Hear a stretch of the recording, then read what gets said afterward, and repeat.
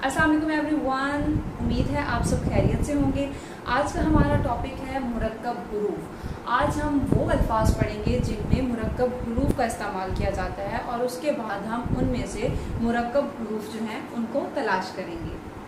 तो चलिए चलते हैं आज के लेक्चर की तरफ। जैसे कि हम इससे पहले पढ़ चुके हैं कि मुरक्कब हुरूफ जो है उनकी तादाद 15 है। 15 मुरक्कब हुरूफ जो है वो किस तरह से बनते हैं। हरूफ तहज्जी में से 15 हुरूफ ऐसे हैं जिनके साथ दो चश्मी हे लगाई जाती है, जैसे वो बन जाता है मुरक्कब हर।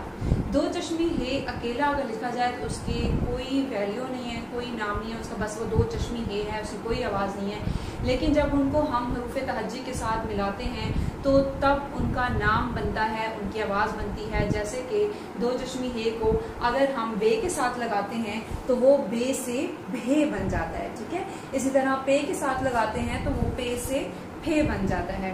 तो हमारे पास मुरक्कब हुरूफ जो हैं उनकी तादाद कितनी है? 15 तादाद है। और 15 जो है वो हम अल्फाज में इस्तेमाल करते हैं। यहाँ पर आप देखिए, हम मुरक्कब हुरूफ से जो अल्फाज बनते हैं या जिनके दरमियान में मुरक्कब हुरूफ का इस्तेमाल होता है, मैंने आपको पहले ये भी बताया था कि 15 मुरक्कब हुरूफ जो हैं उनमें 10 मुरक्कब हुरूफ ऐसे हैं जिनसे अल्फाज बनते हैं और बाकी जो 5 मुरक्कब हुरूफ हैं वो अल्फाज के दरमियान में इस्तेमाल होते हैं, उनसे कोई लफ्ज़ नहीं बनता। अब सबसे पहले हमारे पास लफ्ज़ है मुरक्कब हुरूफ। क्या होता है? जिसके अंदर दो चश्मी हे लगती है। जैसे बे के साथ हम दो चश्मी हे लगाते हैं तो वो बे से भे बन जाता है, तो भे एक मुरक्कब हर्फ है, ठीक है। इसी तरह अब यहाँ पे है हमारे पास लफ्ज़ खाना। अब खाना में हमने ढूंढना है कि कौन सा मुरक्कब हर्फ है इसके अंदर, क्योंकि इससे पहले हम मुरक्कब हुरूफ पढ़ चुके हैं। अब खाना लफ्ज़ है हमारे पास, इसके अंदर मुरक्कब हर्फ कौन सा है? खे। तो हम यहाँ पे क्या लिखेंगे? खे। खे हमारे पास मुरक्कब हर्फ है। उसके बाद हमारे पास लफ्ज़ है हाथी। अब हाथी में मुरक्कब हर्फ कौन सा है? थे। यहाँ पर काफ के साथ दो चश्मी हे का इस्तेमाल हुआ, ठीक है। तो ये काफ से खे बना है। उस आगे है हाथी, इसमें हमारे पास मुरक्कब हर्फ है थे। अब ये ते के साथ जो है दो चश्मी हे लगा है, तो ते एक हर्फ है, हरूफ तहज्जी का हर्फ है, और इसके साथ जब हमने दो चश्मी हे लगाया है तो ये ते जो है मुरक्कब हर्फ बन गया है, ये ते से थे बन गया है। उसके बाद हमारे पास अगला लफ्ज़ जो है वो है धोबी। धोबी जो है उसमें मुरक्कब हर्फ हमारे पास क्या आ रहा है? धे। क्या आ रहा है? धे। दाल के साथ दो चश्मी हे लगने से ये बना है धे। अगला लफ्ज़ है हमारे पास घोड़ा। घोड़े में मुरक्कब हर्फ क्या है? घे।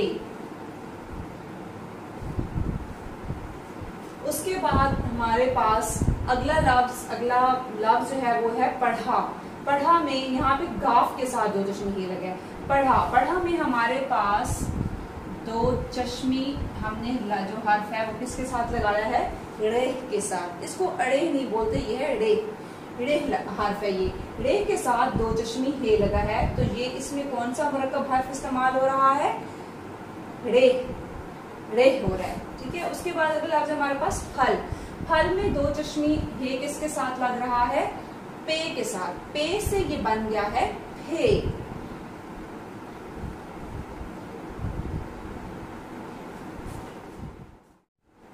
उसके बाद हमारे पास अगला लफ्ज़ है भालू। भालू में कौन सा मुरक्कब हर्फ इस्तेमाल हो रहा है? भे। बे के साथ दो चश्मी हे लगने से बे से बन जाता है भे। उसके बाद हमारे पास अगला लफ्ज़ जो है वो है चूल्हा। चूल्हा में जो मुरक्कब हर्फ है वो है ले। लाम के साथ दो चश्मी हे लगा हुआ है। उसके बाद अगला लफ्ज़ है हमारे पास कुम्हार। कुम्हार है, हार अलग नहीं है, महर है, महर। कुम्हार में जो है सॉरी, कुम्हार में जो है वो दो मुरक्कब हर्फ जो इस्तेमाल हुआ वो है मेह। मेह इस्तेमाल हुआ है। उसके बाद हमारे पास अगला जो दो चश्मी हर्फ है, दो चश्मी किसके साथ इस्तेमाल हो रहा है? लफ्ज़ है हमारे पास ठेला। ठेला में जो दो चश्मी है वो लगा हुआ है टे के साथ। ठे। टे से बन गया है ठे। यहाँ पे हमारे पास मुरक्कब हर्फ है ठे। उसके बाद अगला लफ्ज़ है हमारे पास झंडा। झंडा में मुरक्कब हर्फ जो है वो लगा हुआ है जीम, सॉरी दो चश्मी हे जो लगा हुआ है वो है जीम के साथ और मुरक्कब हर्फ है हमारे पास झे। नेक्स्ट हमारे पास लफ्ज है छतरी। छतरी में दो चश्मी हे चे के साथ लगा हुआ है और चे के साथ जब लगा है तो वो बन गया है छे, तो मुरक्कब हर्फ है हमारे पास छे। उसके बाद अगला लफ्ज है हमारे पास नन्ना। छोटे बच्चे को कहा जाता है कि नन्ना सा बच्चा है, तो यहाँ पे जो है नन्ना में जो है कौन सा मुरक्कब हर्फ इस्तेमाल हुआ है, ने। नून के साथ दो चश्मी हे लगा हुआ है तो ये बन गया है नून से ने। अगला लफ्ज है हमारे पास ढोल। ढोल में कौन सा इस्तेमाल हुआ है, कौन सा मुरक्कब हर्फ इस्तेमाल हुआ है, ढे। दाल के साथ जो है वो दो चश्मी हे लगा हुआ है जिससे ये बन गया है दाल से ढे। तो ये वो अल्फाज हैं जिनमें हमने मुरक्कब हरूफ जो हैं उनका इस्तेमाल किया है। तो मैंने कहा आज आपको ये भी बताऊं कि जब आप बच्चे को पढ़ा रहे हैं तो क्या उसे पता है कि जो लफ्ज आपने पढ़ा है उसको ये तो पता है कि इसमें दो चश्मी हे लग गया है, लेकिन इसमें मुरक्कब हर्फ कौन सा है, तो ये भी पता होना चाहिए आपको, आपके स्टूडेंट्स को, कि इसमें कौन सा दो चश्मी हे हर्फ इस्तेमाल हो रहा है। जैसे कि ज्यादातर कंफ्यूजन जो बच्चों को होती है वो धोबी और इस तरह होती है। बच्चे पढ़ते हैं दाल हे वाव, जब उनको को अलग करने को कहा जाता है तो वो दाल दो चश्मी हे को अलग कर देते हैं, वाव